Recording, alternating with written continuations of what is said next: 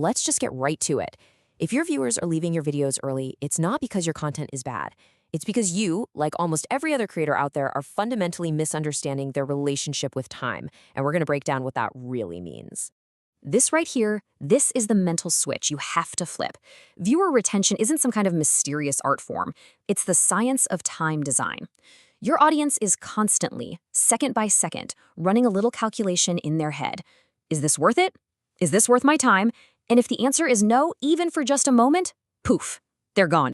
So to really get why this is happening, we have to face the cold, hard reality of what it's like to watch videos today. You're in a battle for scraps of attention, and honestly, the odds are completely stacked against you. Let's look at the data. Okay, so this number represents a pretty harsh truth. 65% of your audience is multitasking while your video is on. They're scrolling social media, they're playing a game, they're doing the dishes. Your video isn't their primary focus, it's just the soundtrack to something else they're doing. You're fighting to be more interesting than their text messages. And get this, the people who are paying attention, they're not even watching at the speed you intended. A playback speed of 1.5x is pretty much the baseline now. That's the low end of what's common. People are actively trying to consume your hard work faster than you made it, literally scrubbing through to find the value. Which brings us to the most important number of all. Forget that you made a 10-minute video. The real attention span, the window you actually have to work with, is just 30 seconds. That's your audition. If you don't give them something real in that tiny block of time, you've lost them. So you put all that together, and it leads to a pretty brutal conclusion. The default behavior of a viewer today is to click away. They hit play, fully expecting that they will not see the end. Finishing your video, that's the rare exception, my friend, not the rule. Now, when faced with this reality, most creators try a few things that seem pretty logical. But because they're still focused on content instead of time, these so-called solutions almost always fall flat. Let's break down why. This chart just says it all. Look at that massive gap. A staggering 98.5% of creators are out there trying to win by just making better content. Meanwhile, this tiny, tiny slice, just 1.5%, they get it. They understand that the real game isn't content, it's structuring the viewer's time. This is why viral success feels so random and impossible to copy. And this leads to these 4 common traps. First, there's the content fallacy, just believing that better quality will magically fix everything.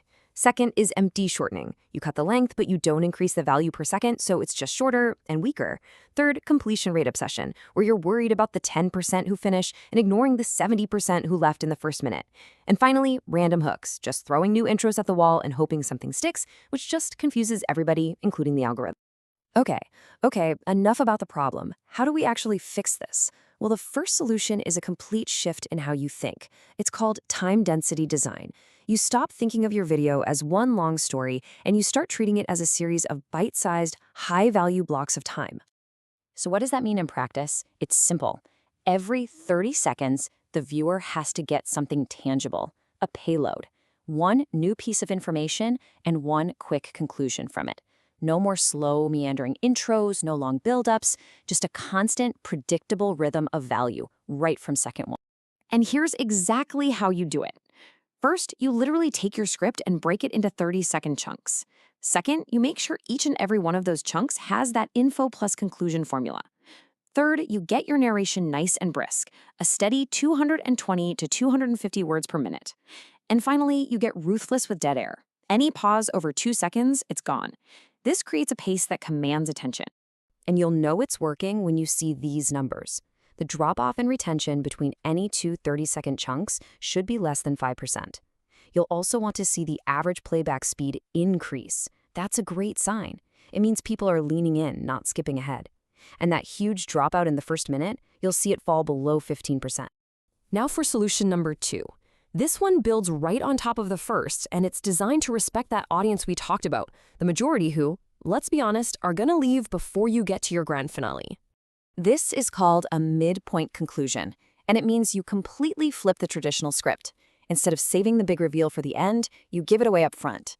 You deliver your main point, your big answer, inside the first 90 seconds. This makes sure that even someone who only watches a little bit of your video walks away feeling like they got something complete and satisfying. So here's how you build it. Get your number 1 big idea out of the way in that first minute and a half. Then, you structure the rest of the video as a series of mini episodes, these little self-contained question and answer pairs. The whole second half of the video is then just for the deep dive stuff, the evidence, the applications, the extra details for the true fans who stick around. All right, the final piece of the strategy. This is all about building trust. It's about being totally upfront with your audience about the one thing they care about most, their time. We call it the time contract, and it's exactly what it sounds like. In the first 10 seconds of your video, you make a clear, explicit promise. In the next 5 minutes, you will learn X. It's a deal. You're promising not to waste their time, and in exchange, they're giving you their focused attention. And when you have a strong time contract, the results are incredible. Your average view duration as a percentage of the total length will start to climb above 45%. Your dislike rate will absolutely plummet. I mean, who dislikes a video that delivers exactly what it promised? And your subscriber conversion rate goes up because you're proving, video after video, that you're a trustworthy source of value. So what does this look like when you zoom out and look at the long term? This blueprint shows you how all these pieces combine to create growth that's predictable and, more importantly, sustainable. Look, this isn't an overnight fix. It's a system. In your first 3 months, you just focus on mastering time density and midpoint conclusions to get your retention rock solid. Then, for the next 6 months, you layer in the time contract to build that trust and make your subscriber growth stable. By the end of a year, you'll have the watch time and the systems in place to actually start scaling up your production. And this is the whole point. The ultimate goal is to completely transform your channel's reputation. You want viewers to see your thumbnail and know, without a single doubt, exactly what they're going to get, and that you will respect their time. Your channel stops being a gamble, and it becomes a reliable investment of their attention.